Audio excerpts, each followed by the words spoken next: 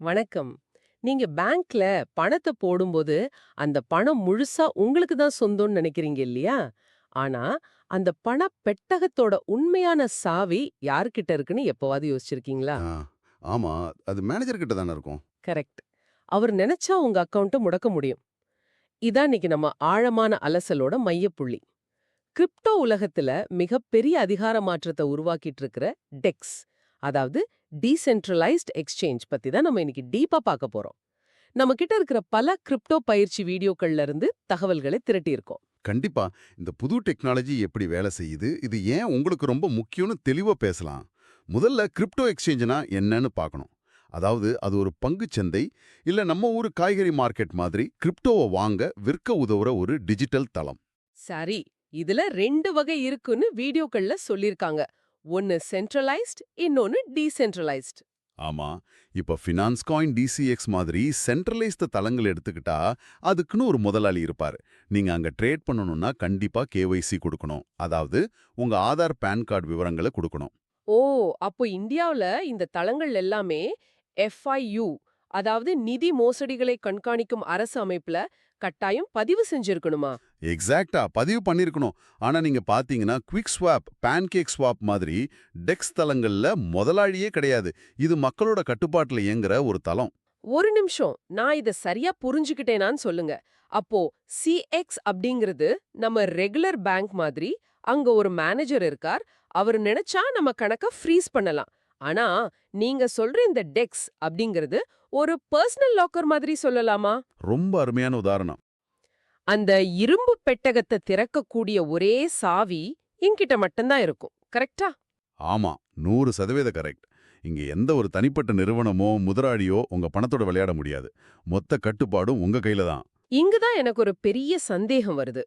முதலாளியே இல்லாத ஒரு தளம் இப்படி லட்சக்கணக்கான டிரான்சாக்ஷன்களை ஹேண்டில் பண்ணுது.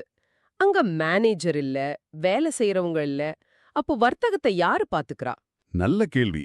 அங்க தான் இந்த ஸ்மார்ட் கான்ட்ராக்ட்ஸ், அப்புறம் லிக்விடிட்டி பூல்ஸ் உள்ள வருது. ஸ்மார்ட் கான்ட்ராக்ட்ஸ்னா என்ன சொல்றது? அது ஒரு கம்ப்யூட்டர் புரோகிராம். யாராலும் நினைச்ச உடனே மாத்தவோ, அழிக்கவோ முடியாத குறியீடுகள். ஓஹோ, அப்போ அந்த குறியீடுகள் தான் எல்லாத்தையும் பாத்துக்குதா? ஆமா. டெக்ஸ்ட்ல நீங்க வர்த்தகம் செய்ய எந்த கேஒய்சியும் தேவையில்ல. டோக்கன் பாக்கெட் மாதிரி உங்க சொந்த கிரிப்டோ வாலெட்களை நேரடியா கனெக்ட் பண்ணி ட்ரேட் பண்ணலாம். எந்த ஒரு மனுஷனோட தலையீடும் இல்லாம கோடிக்கணக்கான பணம் வெறும் கணினி குறியீடுகள் மூலமா மட்டுமே பரிமாற்றம் செய்யப்படுது. கேக்குறதுக்கு ரொம்ப ஆச்சரியமா இருக்கு. ஆனா அங்க விலைய யார் முடிவு பண்றா? இப்போ ஒரு காயினோட விலை ஏறுது இறங்குதுன்னா அத நிர்ணயிக்க ஒரு ஆள் வேணும்ல? அதுதான் கிடையாது. இதுக்காக தான் லிக்விடிட்டி பூல்ஸ் அப்படிங்கிற ஒரு சிஸ்டம் இருக்கு. இது ஒரு எளிமையான உதாரணத்தோட சொல்றேன். ஒன்னோடு ஒன்னு இணைக்கப்பட்ட 2 தண்ணீர் தொட்டிகளை கற்பனை பண்ணிக்கோங்க. சரி, 2 தொட்டிகள். ஒரு தொட்டியில டாலர் இருக்கு, இன்னொரு தொட்டியில கிரிப்டோ டோக்கன் இருக்கு. இதுதான் லிக்விடிட்டி பூல். இதோட அடிப்படை ஃபார்முல்ஸ் ரொம்ப சிம்பிள். டாலர் வகுத்தல் டோக்கன் சமம் ரேட், அதாவது விலை. இருங்க.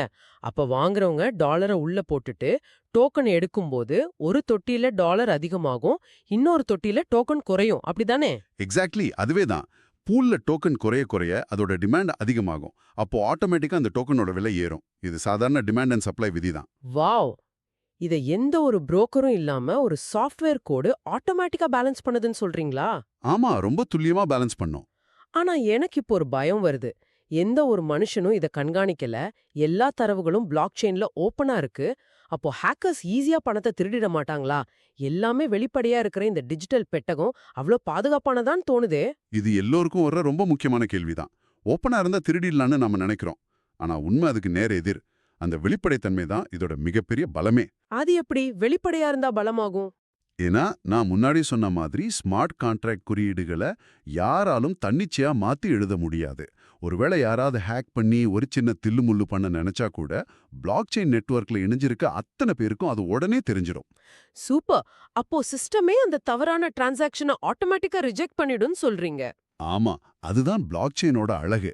சிஸ்டம் மேல இருந்த அதிகாரம் இப்போ யூசர்ஸ் கைக்கு மாறி இருக்கு. உண்மையான சுதந்திரம் உங்க கைகள்ல கிடைக்குது. சுருக்கமா சொல்லணும்னா, டெஃபெக்ஸ் அப்படிங்கிறது இடைத்தரகர்களே இல்லாத உங்க பணத்தோட முழு கட்டுப்பாட்டையும் 100% உங்ககிட்டயே கொடுக்கிற ஒரு புதுமையான நிதி அமைப்பு. இது உண்மையிலே ஒரு மிகப்பெரிய அதிகார மாற்றம் தான். கண்டிப்பா. ஆனா சுதந்திரம் வரும்போது அதற்கான முழு பொறுப்பும் உங்களை சேர்ந்ததுதான் என்பதையும் நாம மறக்க கூடாது. ரொம்ப சரியா சொன்னீங்க. இத கேட்டுட்டு இருக்கிற உங்களுக்கு இறுதியா ஒரு கேள்விய விட்டுட்டு போறோம். நாம ஆரம்பத்துல பேசின அந்த தனிப்பட்ட இரும்பு பெட்டகத்த கொஞ்சம் நினைச்சுக்கோங்க. ம். அந்த லாக்கர் உதாரணம். ஆமா, அதேதான். சாதாரண பேங்க்ல நீங்க தப்பா யாருக்காவது பணம் அனுப்பிட்டா, கம்ப்ளைண்ட் பண்ண ஒரு கஸ்டமர் சர்வீஸ் இருக்கும். பணத்த திரும்ப வாங்க சான்ஸ் இருக்கு. ஆனா, இடைத்தரகர்களே இல்லாத முழு கட்டுப்பாடும் உங்ககிட்டயே இருக்க இந்த டெக்ஸ் தளத்துல, நீங்களா ஒரு சின்ன தப்பு பண்ணி உங்க பணத்த வேற ஒரு தவறான அட்ரஸ்க்கு அனுப்பிட்டா, எந்த கஸ்டமர் கேர் கிட்ட போய் நிப்பீங்க? உங்க பணத்த யார் மீட்டு குடுப்பாங்க? கொஞ்சம் யோசிச்சு பாருங்க. இந்த சுவாரஸ்யமான கேள்வியோட இன்னைக்கு நம்ம அலசல நிறைவு செய்றோம்.